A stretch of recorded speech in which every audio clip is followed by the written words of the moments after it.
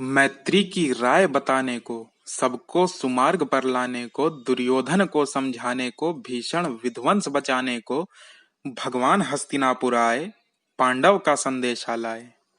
नमस्कार दोस्तों, आप सबके समक्ष आज प्रस्तुत है रश्मिरथी का वह सर्ग जिसके कारण रश्मिरथी आज जन जन तक पहुंची है।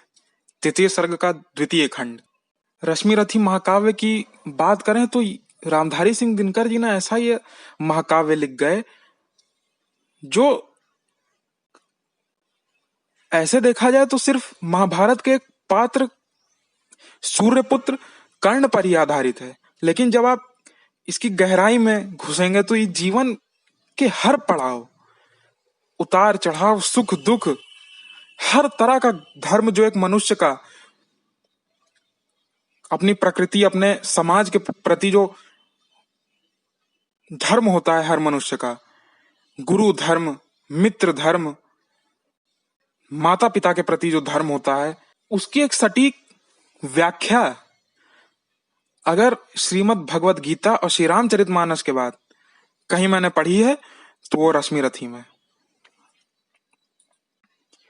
यह पूरा महाकाव्य मनुष्य को उसके संपूर्ण जीवन में जितने भी पड़ाव हैं, जितने भी बदलाव हैं, जितने भी उतार चढ़ाव हैं, सब में डटे रहने की और न्यायोचित, धर्मोचित कार्य करने की शक्ति और ज्ञान देता है ये रश्मिरथी। यह महत्व है इस महाकाव्य का। आज हम लोग जिस खंड का पाठ करने जा रहे हैं, जिस सर्ग का पाठ करने जा रहे हैं, आप सब लोग इससे भली भांति परिचित हैं, बहुत लोगों ने सुना होगा।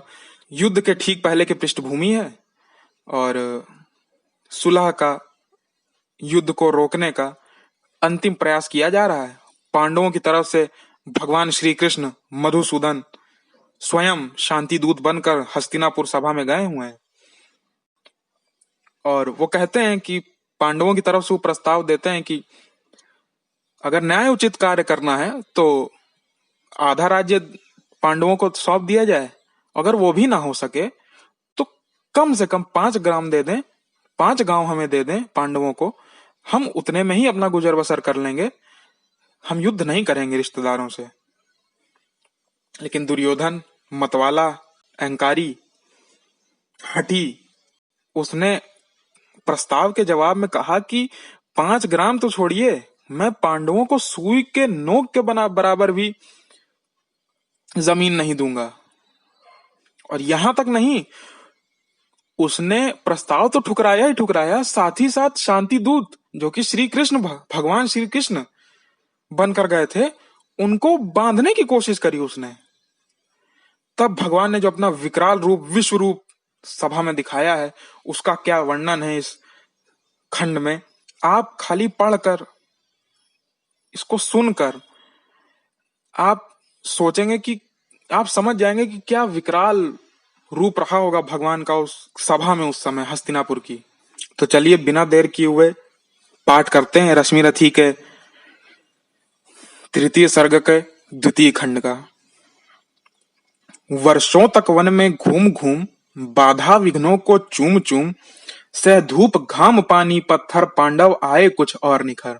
सौभाग्य न सब दिन सोता है, देखें आगे क्या होता है। मैत्री की राय बताने को, सबको सुमार्ग पर लाने को, दुर्योधन को समझाने को, भीषण विध्वंस बचाने को, भगवान हस्तिनापुर आए, पांडव का संदेशा लाए। दो न्याय अगर तो आधा दो, पर इसमें भी यदि बाधा हो तो दे दो केवल 5 ग्राम, रखो अपनी धरती तमाम। हम वहीं खुशी से खाएंगे, परिजन पर असी न उठाएंगे। दुर्योधन वह भी दे न सका, आशीष समाज की ले न सका। उल्टे हरि को बांधने चला, जो था असाध्य साधने चला। जब नाश मनुज पर छाता है, पहले विवेक मर जाता है।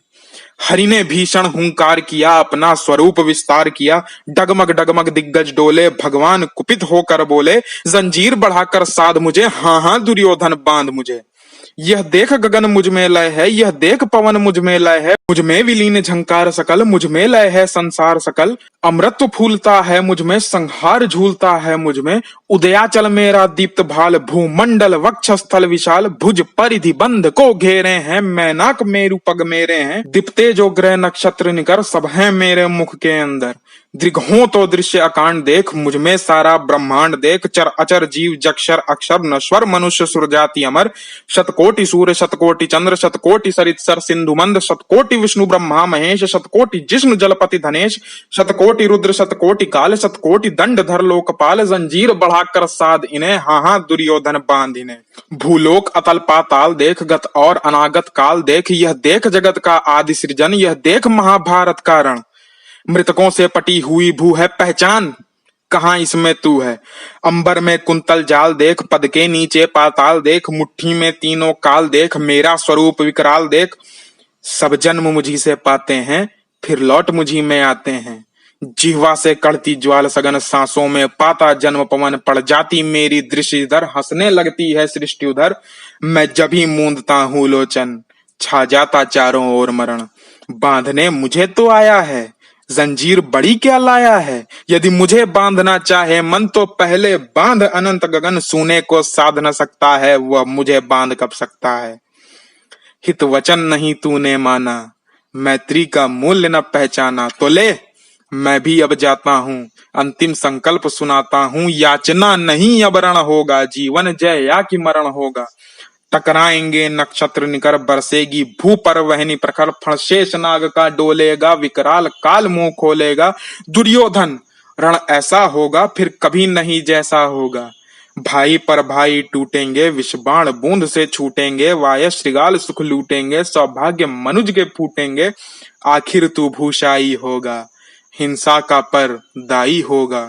थी सभा सन्न सब लोग डरे, चुप थे या थे बेहोश पड़े। केवल दो नर नाघाते थे, धृतराष्ट्र विदुर सुख पाते थे। करजोड़ खड़े प्रमुदित निर्भय, दोनों पुकारते थे जय जय। धन्यवाद।